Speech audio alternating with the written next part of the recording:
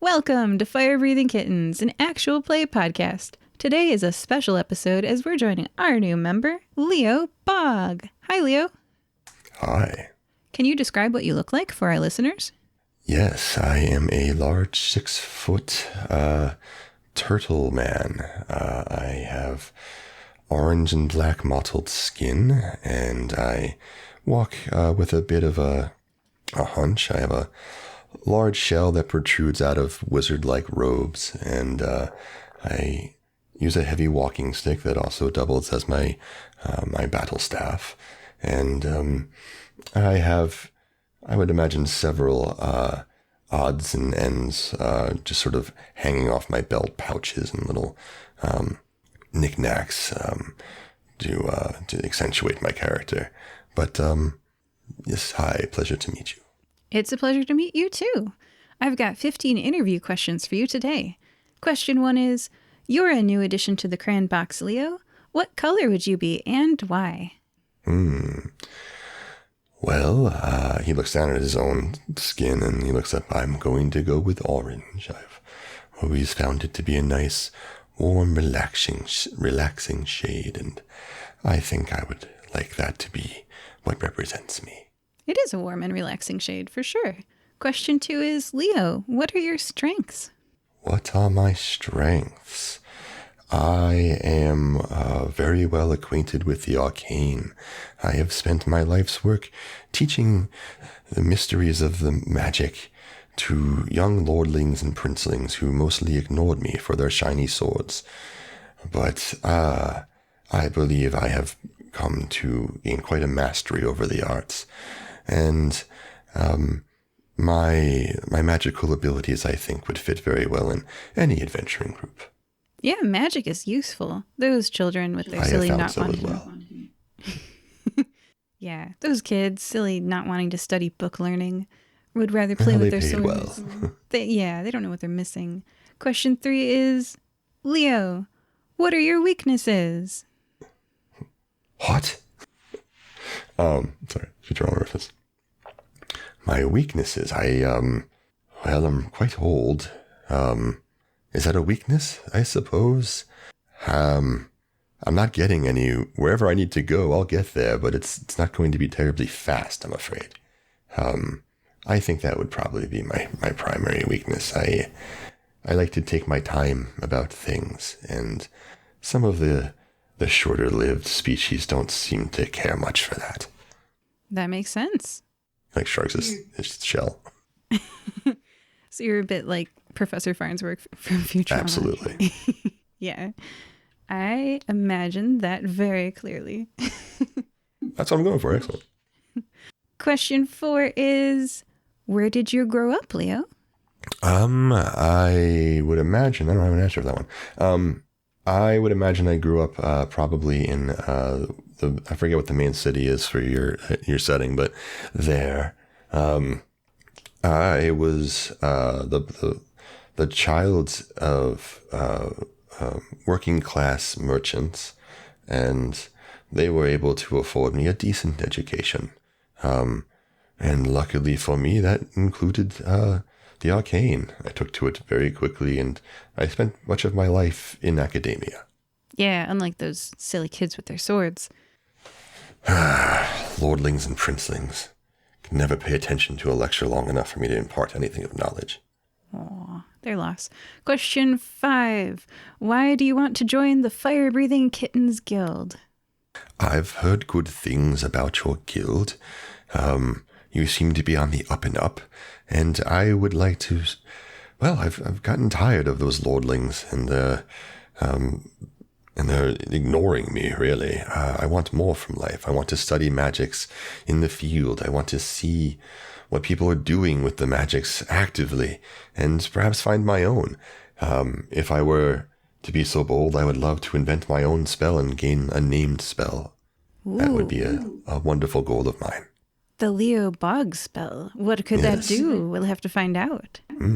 Leo's wonderful popcorn popper. I don't know, but I'll think of something good. Coming soon to an adventure near you. Question 6 is, If you were given a 1-minute advertisement time spot during the annual Nikamui fighting tournament, sort of like a Super Bowl, if you will, that the entire town will see, what would you fill that minute with? Probably doddering. Oh my, 1 minute, you say? I have to talk about myself for 1 minute and make an advertisement. Oh dear. I'm fumbling with words. I'm a wizard, you see. I know magics, and I am powerful in the arcane. I can, did I say I know magics? I am very good with them, I think. I have several references. I can list several names of nobility that could talk about how good I am magic. I can't seem to recall any of them off the top of my head. I'm sure I have them written down somewhere. But, did I say I'm a wizard? I don't know if I'm at a minute Several yet. times, Professor. Question 7 is, what do you like doing in your spare time, Leo?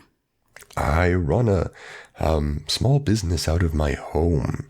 I employ family because they work for cheap, and we specialize in transporting rare magical items, as well as procuring them occasionally. It's been quite profitable, actually, and I rather enjoy it in my free time. Yeah. I hear grandnephews are the cheapest.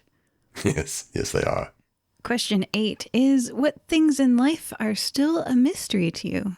Magic is ever a mystery. Its depths are unfathomable.